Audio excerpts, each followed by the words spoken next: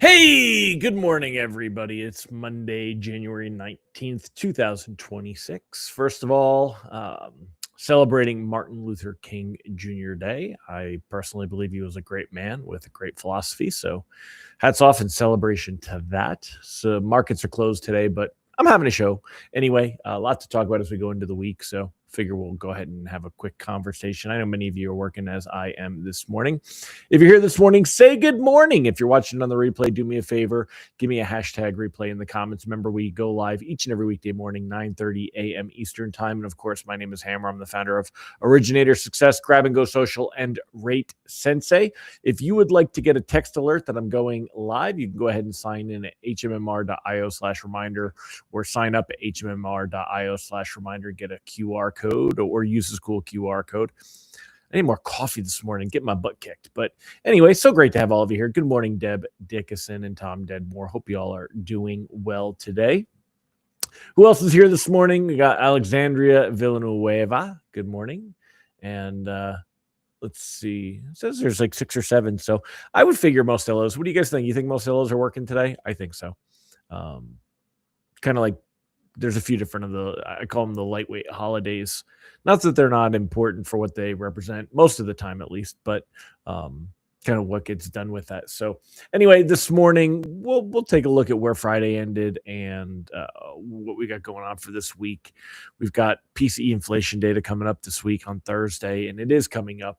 It doesn't show up on the MBS Live calendar. I don't know why he doesn't have it on the calendar. I don't know if he knows something I don't, but I'll show you on the Bureau of Economic Analysis. It's on the BEA's website. So good morning, Lisa Krempf.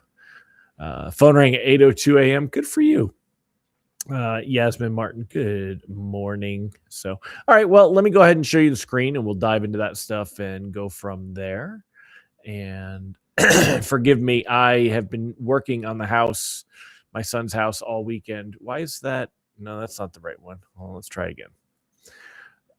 Entire screen. Here we go. Screen 1. All right.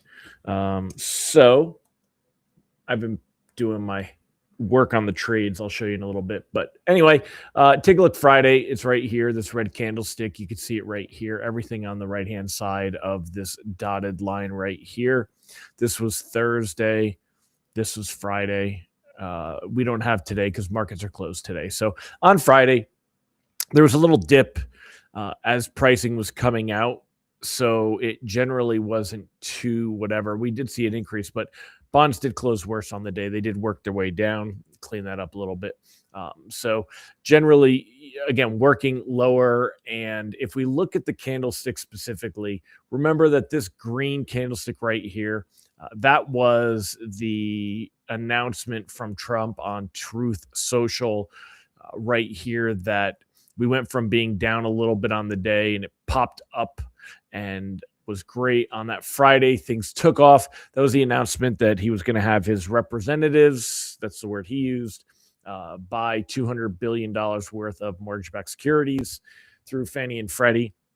But since then, you could see that bonds have come to earth and come back down and still a little bit better than where we were, but not half a point better in rate. We dipped. Most lenders, we were about a quarter point better at the max. They've lost about an eighth of that on average. So we're probably about an eighth better. When you take a look at using Mortgage News Daily as the reference point there. Hold on, let me just get rid of that. There you go. When you use Mortgage News Daily as a reference point, we're certainly a little bit better.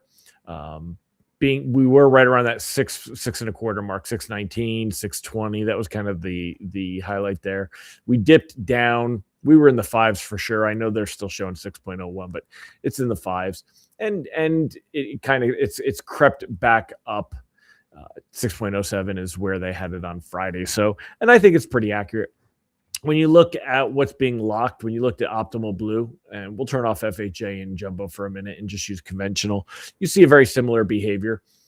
We had that, move lower right here, the lowest point, and let's see what that was. That was on Monday, January 12th. So Friday loans were being locked in 6.037. 5.999, and then it's just kind of crept up a little bit. I mean, what really is the difference between 5.999 and 6.043? Remember, though, one thing about when you're looking at Optimal Blue here, that's not rate sheets, it's locks, and it's locks with points. Like, you don't know what the fees were to get those locks, but it does show kind of what everything was being locked at. So that's what you want to remember. It doesn't necessarily reflect that people are paying a little bit to get that rate now, whereas they might not have had to pay at that lowest point. So keep that in mind when we're there. Oh, I can move this over a little bit. You probably didn't see all of what I was drawing at, but anyway, not much on there. Good morning, Ron Siegel, Chris Dickerson, Christy Rezor, Megan Bissell. Great to have all of you here. Ron, what day is it? You're late, dude. Tell me something. Tell me what snacks we're eating or what national day it is. But otherwise, bond market is closed today in observance of Martin Luther King Jr. Day. A lot of what's on the headlines is all the Greenland stuff, and I'm curious to see how that does play. I don't think we're going to see it really push into bonds right now. I don't think anyone thinks we're going to go to war over Greenland, but there's going to be a lot of pressure on this. I'm not going to get too deep into the topic outside of its possible effect on mortgage rates.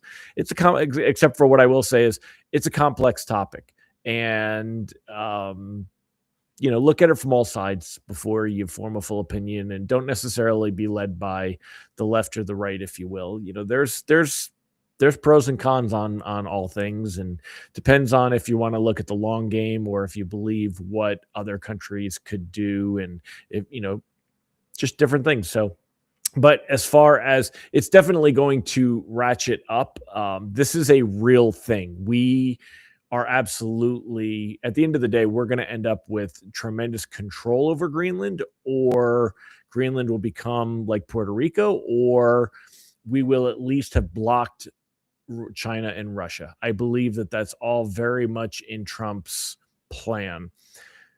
So in order to get there, the question becomes, what effect does it have on global economies? You've got, EU eyeing, getting involved to do something against the U.S. about it, and, eyes tariffs of $93 billion of U.S. goods over threats, and Trump links Greenland threats to Nobel Peace Prize snub. I think that's just theater, but we really want to look at what effect all of this is going to have on the economies and our economy and bonds and that kind of a thing. So right now, nothing that we can really put our finger on that says we're going to see a strong reaction to that situation. And I don't think we will. I don't think it's going to be a big deal. So other stuff this week, Ron, we talked about that Mortgage News Daily and MBS Live, that on their economic calendar that they didn't have the PCE date, but that is, as you can see, releasing January 22nd, which is, I'm double checking here, that is on Thursday. So we are getting PCE on Thursday. And also, I believe there's consumer sentiment. I'm not really a big fan of Rate Alert, but looking at their calendar, yeah, I got it. Close it. Okay. So looking at the calendar, they show the Michigan Consumer Sentiment Index as well as the PCE here, and GDP. They're showing GDP data coming out on Thursday. So I don't know why MBS Live not showing any of that. The MBS Live showing it as a very quiet week. But we've got some housing data stuff coming out on Wednesday, but that won't affect rates. GDP data we'll keep an eye on if that does come out. PCE is going to come out, but not going to be, it doesn't move markets. We have not seen the PCE move the market in months and months and months, because the CPI gets to steal the thunder ahead of time, and consumer sentiment index will come out on Friday. But realistically, what we're looking at, I mean, I'm going to stay in the same situation that I've been in for quite a while. I got it down on the bottom of the screen. I mean, if it's closing within a couple of weeks, I would look to lock. Remember something, the expectation right now of a Fed rate cut, there's not one for January. That January meeting is January 28th. And we'll see what kind of drama, but there's really not anything good that can come from that meeting for mortgage rates.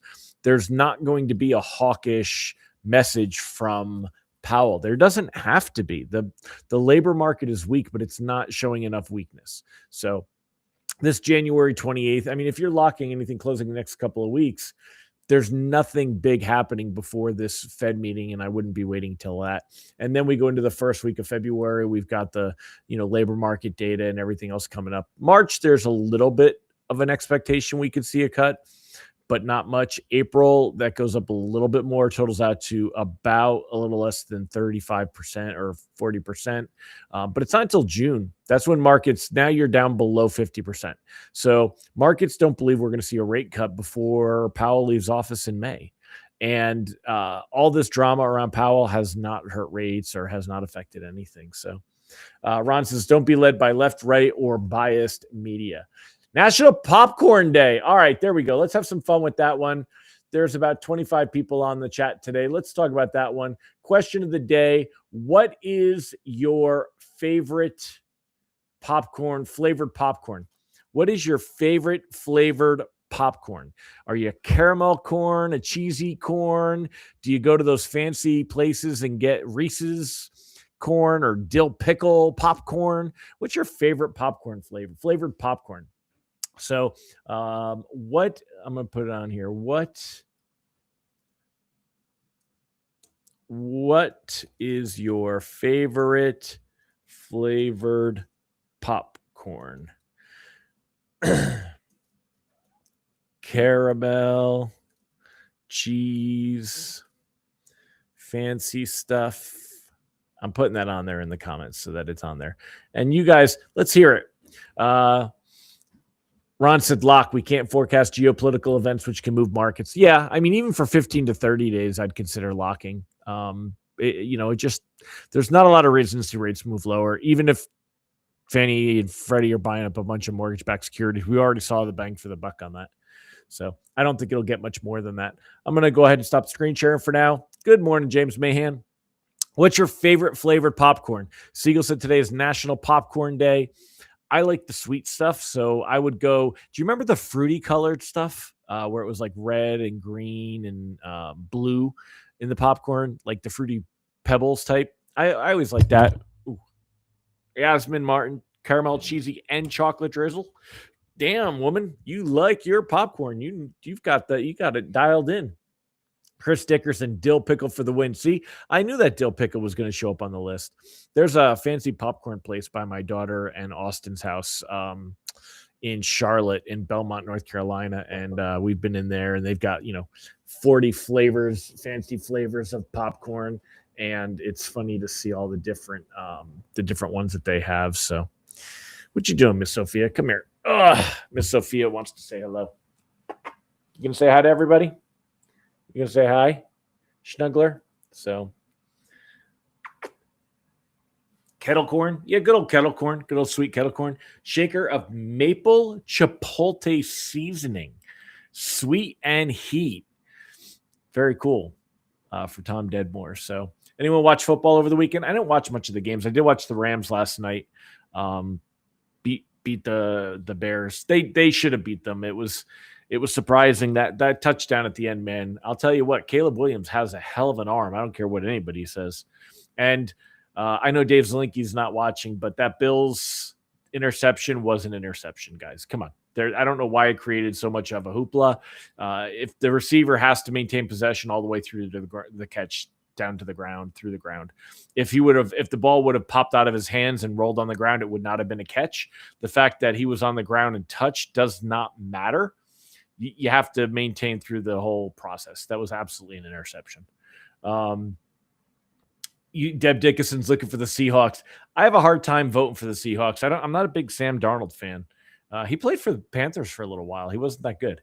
So I think he played, but I would have said that he played over his head with the Vikings, and then he had this year with the Seahawks. So I got to give him credit. Parmesan cheese or caramel drizzle.